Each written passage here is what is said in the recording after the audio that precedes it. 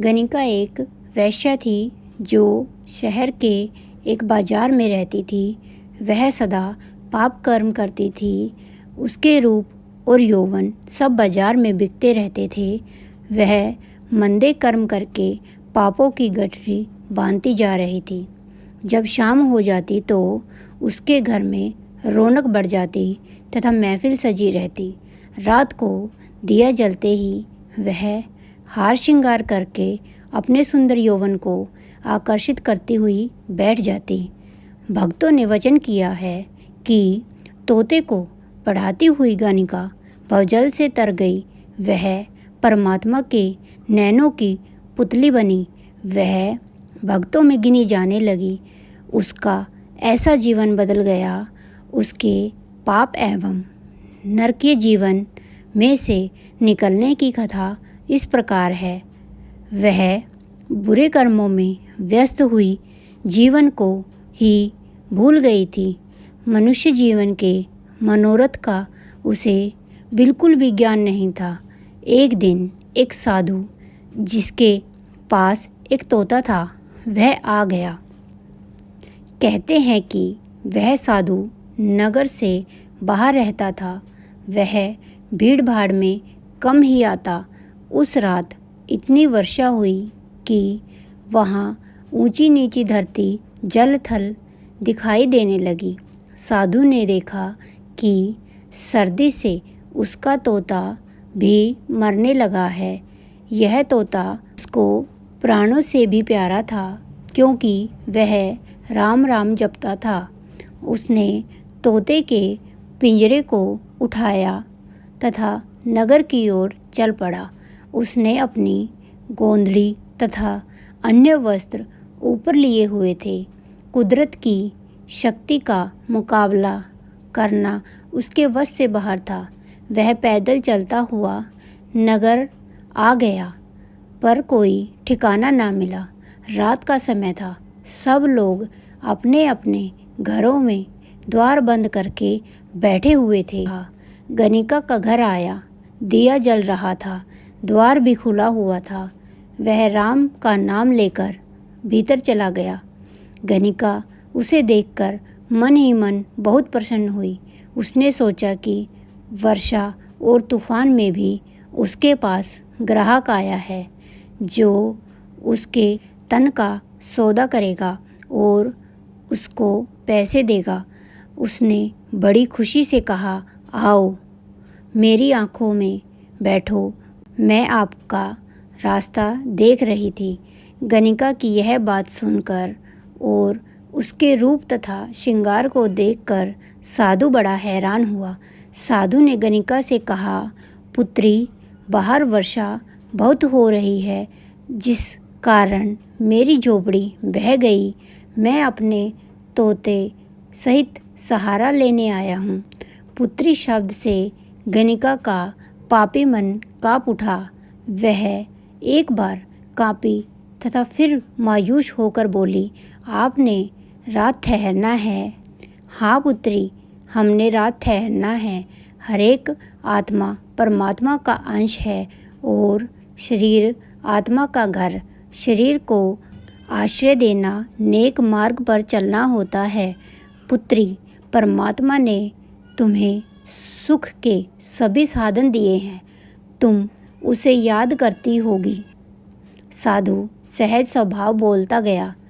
उसकी आत्मा सचमुच ही बड़ी निर्मल थी, परंतु गणिका, जिसका वास्तविक नाम चंद्रमणि था, वह साधु की बात सुनकर घबराने लगी। वह तो पापनी थी। उसने घबरा कर कहा, आप साधु हैं? हाँ, मैं साधु हूँ।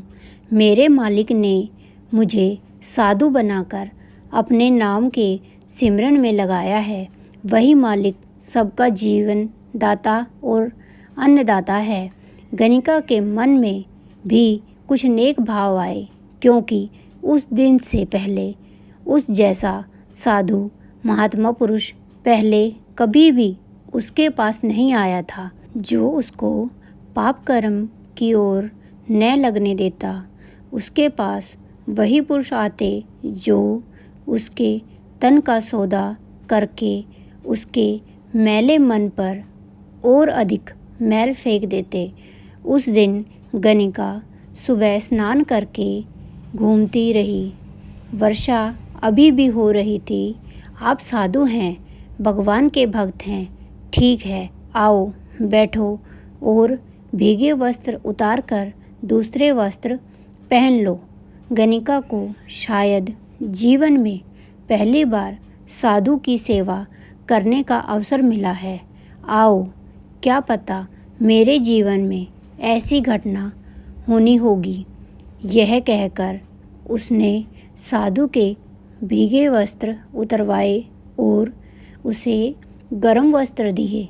उसने साधु और तोते के लिए आग जलाई। जब वह गर्म होकर अपने आप को ठीक अनुभव करने लगे तो तोते ने अपनी आदत अनुसार राम का नाम लेना शुरू कर दिया। चंद्रमुखी गणिका को उनकी बातें अनोखी लगी। उसने साधु से पूछा, महाराज भोजन करोगे? हाँ पुत्री, मैं भी भूखा हूँ और यह पक्षी भी भूखा है। जो भगवान ने हमारी किस्मत में लिखा है वह देगा, आज नहीं तो कल। उसकी जैसी इच्छा है वैसा ही होना है, साधु ने उत्तर दिया। मेरे पास जो कुछ है उसको स्वीकार करें, पर मैं गणिका वैश्या हूँ, जिससे इस घर में आए 12 साल हो गए हैं। पुरुषों के मन की खुशियाँ पूरी करती रही हूँ। मैं तो पापनी हूँ, पापनी के घर का भोजन। गणिका चंद्रमुखी ने कहा। उसके चेहरे पर गंभीरता आ गई। शायद उसके जीवन में यह पहली घटना थी। साधु ने देखा गणिका ने अपने पाप कर्मों के अनुभव कर लिया। अब इसका उपदेश देना ठीक है। साधु ने कहा, तुम्हारा दिया भोजन स्वीकार होगा। इस जगह में माया का प्रवेश है। माया का प्रभाव जब जीव पर पड़ता है तो वह भगवान को भूलकर काम, क्रोध और मोह में फंस जाता है, जीवन मार्ग से दूर हो जाता है, राम नाम का सिमरन नहीं करता। कुछ ऐसे पुरुष होते हैं जो अपने ही स्वार्थ के लिए किसी दूसरे को कुमार्ग पर भेज देते हैं। ऐसा ही जगत का दस्तूर है। ठीक है महाराज, आप सत्य कहते हैं। पुरुषों ने ही मुझे कुमार्ग पर डाला है। मैं पापनी हूँ, पर पापनी होने का ज्ञान मुझे आपके ही दर्शन करने पर हुआ है। जब आपने मुझे पुत्री कहा, मेरे घर में चाहे जवान आए चाहे बूढ़ा, कभी मुझे बहन या पुत्री किसी ने नहीं कहा। न ही मुझे पता है कि मेरी माँ कौन थी और पिता कौन। बस ऐसे ही जीवन व्यतीत होने लगा।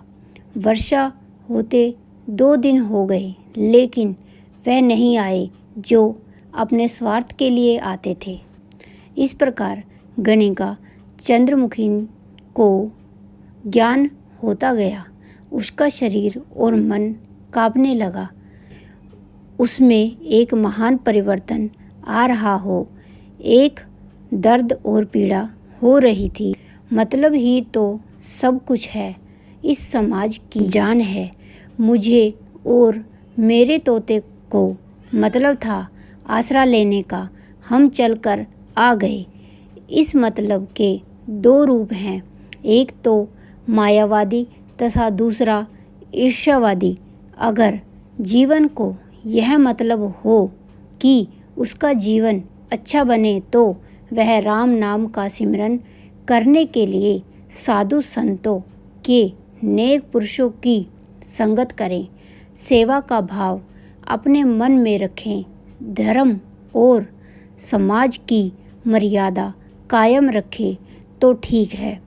देख पुत्री, अगर तुमने एक पति धारण किया होता, उसकी सेवा करती, उससे ही तन और मन की ज़रूरत पूरी किया करती तो बच्चे होते, बच्चे और पति की सुख शांति के लिए पूजा पाठ करती। सभी तुझे देवी कहते। जीव कर्म से जाना जाता है, शरीर से नहीं। इसलिए भला है जो बीत गया सो बीत गया, आगे से नेक मार्ग पर चलना। भगवान जिसने जीवन दिया है वह रोजी रोटी भी देगा। गणिका, चंद्रमुखी ने साधु को भोजन कराया। उसने तोते को चूरी खिलाई और उनके चरणों में लग गई।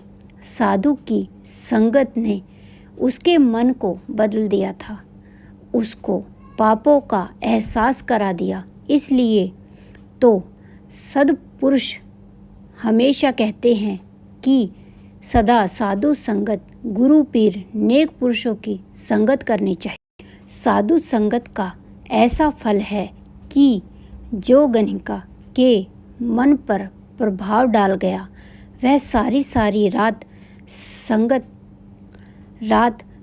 सत्संग करती रहती। अगले दिन वर्षा बंद हो गई, आकाश बिल्कुल साफ हो गया, धूप निकली तो साधु ने चलने की तैयारी की। तब गणिका चंद्रमणि ने प्रार्थना की, महाराज मुझ पर एक उपकार करो, यह तोता दे जाओ, मैं इससे राम नाम सुना करूँगी, इसको पढ़ाया करूँगी। अच्छा हो अगर आप भी यहाँ पर ही रहें। अच्छा पुत्री, अगर तुम्हारी यही इच्छा है तो यह लो पिंजरा, इसको संभाल कर रखना। हम अपनी कुटिया में जाते हैं। तुम्हारे घर रहने से लोग तुम्हारी और मेरी दोनों की निंदा करेंगे। लोक निंदा करानी अच्छी नहीं होती, हम चलते हैं। यह कहकर साधु चला गया। वह अपना तोता छोड़ गया। वह तोता राम का नाम बोलता।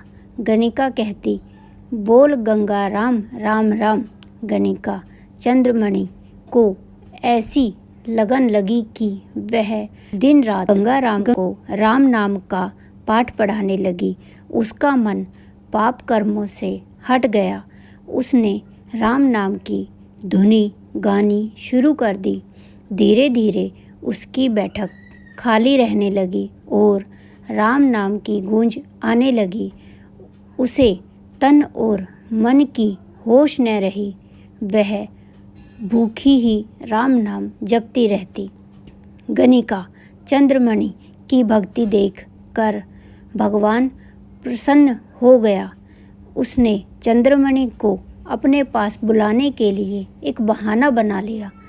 वह बहाना यह था कि उसने पिंजरे में सांप का रूप धारण करके अपने कालदूत को भेजा। उसने पहले तोते को डंक मारा, उसकी आत्मा को पहले भेज दिया तथा फिर बैठा रहा।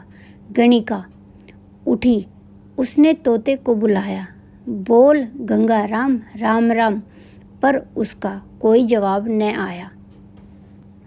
उसने अपना हाथ पिंजरे में डालकर तोते को हिलाया तो सांप ने उसको डस लिया। उसी समय उसकी आत्मा शरीर त्याग गई। आत्मा के लिए विमान आया। नरसिंधे बजे, शंखों की धुन में वह मृत्यलोक से होकर सर्वलोक में पहुंच गई। इस कहानी से हमें यह सीख मिलती है कि हमें पाप कर्म से दूर रहना चाहिए और नेक काम करना चाहिए और भगवान सिमरन करना चाहिए और अपनी संगत अच्छी बनानी चाहिए।